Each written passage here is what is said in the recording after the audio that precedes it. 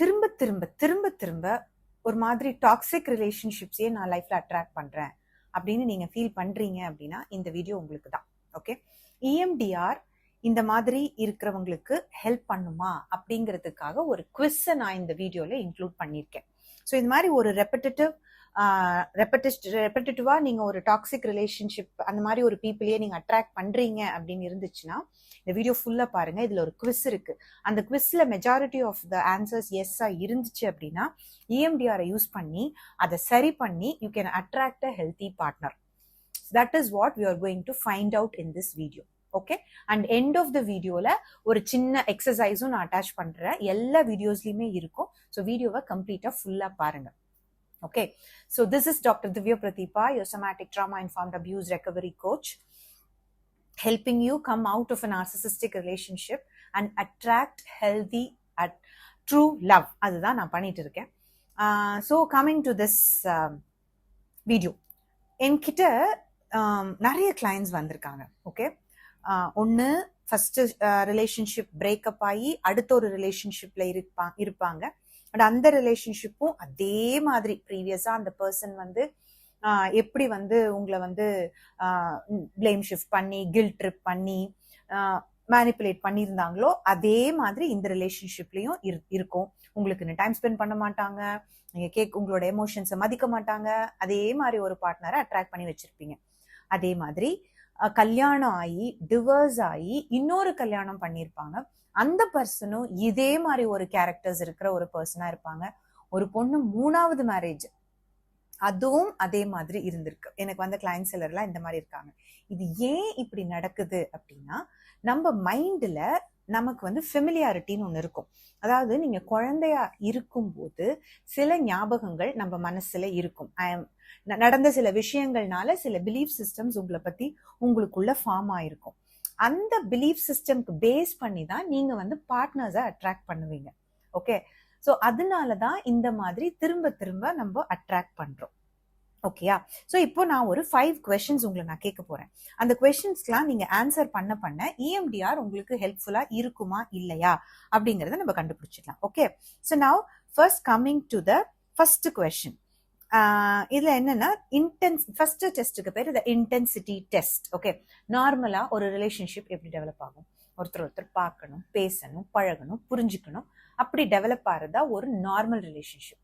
ஆனா உங்களோட ரிலேஷன்ஷிப் பயங்கர இன்டென்ஸா பார்த்து கொஞ்ச நாள் அப்படியே அப்பப்பா பத்திக்குச்சு, இவன் தான் என்னோட என்ன சொல்றது சோல்மேட், வானத்துல இருந்து எனக்காகவே இறங்கி வந்திருக்கான், இவனை தவிர வேற யாராலையும் என்னை வந்து இவ்வளவு லவ் பண்ண முடியாது அப்படின்னு அந்த இன்டென்சிட்டி சூப்பர் இன்டென்ஸா இருக்குது அப்படின்னா then this is not a normal relationship actually. Okay, this is a trauma based attraction. Okay, ஏன்னா ஹெல்தி திங்ஸ் வந்து டெவலப்ஸ் வெரி ஸ்லோ. எதுவா ஃபாஸ்டா கிடைக்கிறதா இருந்தாலும் சரி, ஃபாஸ்டா கிடைக்கிற எதுவா இருந்தாலும் அது நிலைக்காதுங்கிறத முதல்ல நம்ம தெரிஞ்சுக்கணும். ஸோ அந்த மாதிரி ஓவர் அட்ராக்ஷனா இருக்கு அப்படின்னாலே first one yes. Okay, this is a trauma based attraction. Second question வந்து தி ஃபெமிலியாரிட்டி டெஸ்ட். இப்போ வந்து ஒரு என்ன சொல்றது, ஒரு சண்டை வருது, ஒரு ஹார்ட் மூமெண்ட் வருது. அப்ப என்ன ஆகுதுன்னா, அப்ப நடக்கிற விஷயங்கள் வந்து முன்னாடி நடந்த மாதிரியே ஒரு ஃபெமிலியாரிட்டியா ஃபீல் பண்றீங்களா? அப்படி ஃபீல் பண்றீங்க அப்படின்னா then you are attracting a similar kind of partner. இது எங்கேயோ கேட்ட குரல் அப்படின்னு நமக்கு தோணும். ஓகே, அந்த மாதிரி தோணுச்சு அப்படின்னா again you are recreating the same history. Because அது வந்து நம்ம உடம்புல ஞாபகம் இருக்கும். Okay, even this person is reacting with it. I mean இந்த பர்சன் வேற பர்சனா இருந்தாலும் வேற மாதிரி பிஹேவ் பண்ணாலும் இவங்க உங்களை ட்ரீட் பண்ற விதத்துல இது எங்கேயோ நடந்த மாதிரி இருக்குதேன்னு தோணும், கண்டிப்பா தோணும். ஆனா நீங்க என்ன பண்ணுவீங்கன்னா அதுக்கு வந்து ஒண்ணு நான் தான் இப்படி பண்ணிட்டேன் அதனால்தான் இப்படி நடக்குதுன்னு உங்க மேல பிளேம் போடுவீங்க. இல்லைன்னா இல்ல அந்த பர்சன் இப்படி அப்படி இதனாலன்னு ஏதாவது ஒரு காரணத்தை நீங்களா கிரியேட் பண்ணுவீங்க. அந்த மாதிரி கிரியேட் பண்றதுக்கு முன்னாடி உங்களுக்கு ஒரு விஷயம், ஐயோ இது இந்த மாதிரி தானே இருந்துச்சு, ஆனா இந்த பர்சன் டிஃப்ரெண்ட், இவனுக்கு நான் சொன்னா புரிஞ்சிடும், அந்த கதையெல்லாம் வேண்டாம். அது இல்லாமலே அந்த மாதிரி தோணுச்சு அப்படின்னா அகெயின் யுவர் செகண்ட் டெஸ்ட்லயும் நீங்க பாஸ் ஆயிட்டீங்கன்னு அர்த்தம். Okay, third question tolerance test. அத டாலரன்ஸ் டெஸ்ட்னா இப்போ உங்களுக்கு இருக்கிற அந்த லைஃபை போய் நீங்க வேற யாருக்கிட்டயாவது சொல்றீங்கன்னு வச்சுக்கோங்களேன், எல்லாரும் வந்து எதுக்காக நீ இந்த மாதிரி அட்ஜஸ்ட் பண்ணிட்டு இருக்க, இதெல்லாம் ரொம்ப தப்பு அவங்க பண்றது, நீ நீ நீ வந்து இது வந்து வெளியில வந்துரு, this is not good for you அப்படின்னு சொல்லுவாங்க. ஆனா நீங்க என்ன பண்ணுவீங்க, அவங்களுக்கு வந்து பயங்கரமா சப்போர்ட் பண்றீங்க அப்படின்னா தேர்ட் டெஸ்ட்லயும் நீங்க பாஸ். என்னன்னா, you think that you don't deserve respect, you don't deserve ஒரு நல்ல ஹெல்தி ரிலேஷன்ஷிப் இல்லை, ஏன்னா இவ்வளவுதான், எனக்கு இவ்வளவுதான் கிடைக்கும், எனக்கு இது போதும் அப்படின்னு அந்த ஸ்கேர்சிட்டி மைண்ட் செட்டும் அந்த பிலீஃப் சிஸ்டம்ல ஐ எம் நாட் வர்தி இனஃப்னு உங்க மைண்ட்ல இருக்கிறதுனால நீங்க இது எல்லாத்தையும் பொறுத்து போறீங்க. இதுக்கும் எஸ்னா தேர்ட் டெஸ்ட், தேர்ட் கொஸ்டினும் நீங்க பாஸ். ஓகே, ஃபோர்த் கொஸ்டின் வந்து நீங்க தான் எமோஷனல் மேனேஜரா ஒரு ரிலேஷன்ஷிப்ல அப்படின்னு கேட்க. அதாவது என்னன்னா தி பீஸ் மேக்கர் டெஸ்ட். இப்போ ஒரு ப்ராப்ளம் நடக்குது அப்படின்னா அந்த பர்சன் பாட்டுக்கு ஜாலியா இருப்பாங்க, நீங்க தான் வந்து அதை பத்தி திருப்பி திருப்பி பேசி அதை எக்ஸ்பிளைன் பண்ணி அவங்களுக்கு கெஞ்சி புரிய வச்சு அவங்கள சரி பண்ணி இதெல்லாம் பண்ணிட்டு இருக்கிறீங்க அப்படின்னா அகெயின் ஃபோர்த் டெஸ்ட்லயும் நீங்க பாஸ். ஓகே, ஸோ இது என்ன அப்படின்னா திஸ் இஸ் கால்ட் ஃபானிங். அதாவது நம்ம ஸ்ட்ரெஸ் ரெஸ்பான்ஸ் இருக்குல்ல, அது டிஃப்ரெண்ட் டைப்ஸ் இருக்கும்.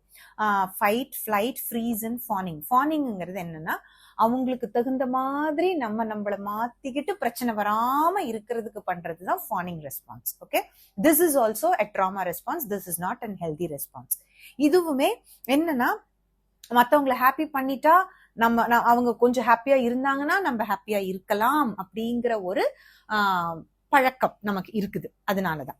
Okay, last one is post breakup test. அதாவது இப்போ ஒரு சண்டை வருது அப்படின்னா யூஸ்வலா ஒரு ஹெல்தி ரிலேஷன்ஷிப்ல வருத்தமா தான் இருக்கும். ஆனா இந்த மாதிரி ஒரு டாக்ஸிக் ரிலேஷன்ஷிப்ல அப்படியே எதையோ இழந்துட்டு மாதிரி, அந்த பர்சன் உங்ககிட்ட பேசலன்னா உலகமே அழிஞ்சுது, இதுக்கு மேல எனக்கு எதுவுமே இல்லை லைஃப்ல அப்படின்னு அப்படி ஒரு டிப்ரெஷனும் ஒரு சங்கன் ஃபீலிங் வரும். ஏன்னா சின்ன வயசுல இருந்து அந்த மாதிரி நீங்க பயந்து பயந்து பயந்து எல்லாத்தையும் சரி பண்ணி பழக்கி வச்சிருக்கீங்க. ஸோ இதான் ஃபிஃப்த் டெஸ்ட். ஓகே, ஸோ இந்த 5 டெஸ்ட்ல 2க்கு மேல நீங்க ஆமா போட்டிருந்தீங்க அப்படின்னா then all these things are coming from your childhood trauma. Okay, அங்க நடந்த சில விஷயங்கள்ல நீங்க உங்களை பத்தின சில பிலீஃப் சிஸ்டத்தை கிரியேட் பண்ணி வச்சிருக்கீங்க. I am not worthy enough, நான் வந்து என் லவ்வை வந்து ஏர்ன் பண்ணணும், நான் மத்தவங்கள ஹாப்பியா வச்சுக்க ட்ரை பண்ணணும், என்னால இவ்வளவுதான் முடியும், எனக்கு இவ்வளவுதான் கிடைக்கும், இந்த மாதிரி ஒரு பிலீஃப் சிஸ்டம்ஸ் இருக்கு. ஸோ இதெல்லாம் உங்களுக்கு இருக்குது அப்படின்னா EMDR யூஸ் பண்ணி eye movement desensitization and reprocessing program அதை யூஸ் பண்ணி இந்த பிலீஃப் சிஸ்டத்தை எல்லாம் நம்மளால மாற்ற முடியும். இது என்ன, இது எப்படி அப்படிங்கிறது எல்லாமே நான் முன்னாடி ஒரு வீடியோ போட்டிருக்கேன் EMDR பத்தி. அந்த வீடியோல போய் பாருங்க, முடிஞ்சா நான் லிங்கையும் அட்டாச் பண்றேன். ஸோ நான் இப்போதான் யூடியூப்ல கொஞ்சம் புதுசாக ஒர்க் பண்ணிட்டு இருக்கனால எனக்கு கரெக்டா இந்த அட்டாச்மெண்ட்ஸ்லாம் தெரியல, but anyway I will try to add that also here. Okay, so coming to the point. So இந்த மாதிரி இருந்துச்சு, ரெப்படிட்டிவா நீங்க ஒரு பேட் பர்சனை அட்ராக்ட் பண்றீங்க உங்க லைஃப்ல அப்படின்னு சொன்னா கண்டிப்பா EMDR பண்ணி நீங்க இதுல இருந்து வெளியில வரலாம். அந்த reprocessing method will help you come out of these kind of repetitive compulsion. அந்த சைக்கிள்குள்ளேயே திரும்ப திரும்ப போகாம இருக்கிறதுக்கு ரொம்ப ஹெல்ப்ஃபுல்லா இருக்கும். ஓகே, ஸோ எல்லா வீடியோஸ்லயும் எண்டுல ஒரு எக்ஸசைஸ் சொல்றேன் அப்படின்னு சொல்லியிருந்தேன். ஓகே, ஸோ இந்த வீடியோ எண்டில் நம்ம என்ன பண்ணோம், மைக்ரோ மூவ்மெண்ட் எக்ஸசைஸ் அப்படிங்கிறத பார்க்கலாம். மைக்ரோ மூவ்மெண்ட் எக்ஸசைஸ்னா என்ன அப்படின்னா, ஜென்ரலா இந்த அபியூஸ்ல ட்ராமால இருக்கிறவங்க வந்து மூவ்மெண்ட் ரொம்ப ரெஸ்ட்ரிக்டடா இருக்கும்.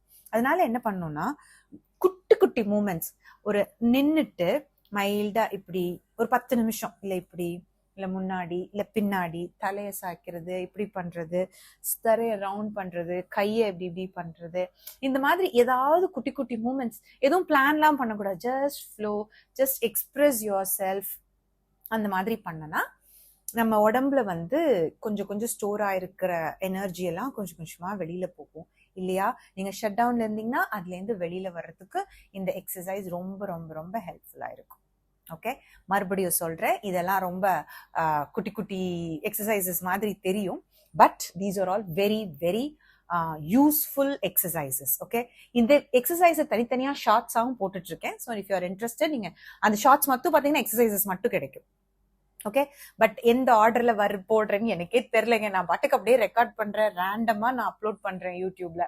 ஸோ ஆர்டர் எனக்கு தெரியல, பட் ஆல்மோஸ்ட் எல்லாமே ஷார்ட்ஸ்லயும் வந்துடும். ஸோ இந்த வீடியோஸ் யாருக்காவது யூஸ்ஃபுல்லாக இருக்கும்னு நினச்சிங்கன்னா அந்த வீடியோஸ் உடனே அவங்களுக்கு அனுப்பிச்சு வச்சிருங்க. யா, அடுத்த வீடியோவில் உங்களை பார்க்குற வரைக்கும் this is doctor Divya Pradeepa signing off. Tata, by.